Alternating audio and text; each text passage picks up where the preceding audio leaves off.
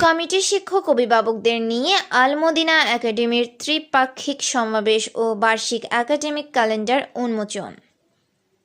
সুনামগঞ্জ জেলার দোয়ারা বাজারে কমিটির শিক্ষক অভিভাবক সমন্বয়ে আল-মদিনা একাডেমির ত্রিপাক্ষিক সমাবেশ অনুষ্ঠিত হয়েছে। সমাবেশে 2025 সালের বার্ষিক সহপাঠক্রমিক কার্যক্রম পরিকল্পনা সম্বলিত একাডেমিক ক্যালেন্ডার উন্মোচন করা হয়। 2025 সালকে মানসম্পন্ন শিক্ষা আর শৃঙ্খলায় আপোষহীন প্রতিপাদ্যকে সামনে রেখে অনুষ্ঠিত হয় অভিভাবক সমাবেশ।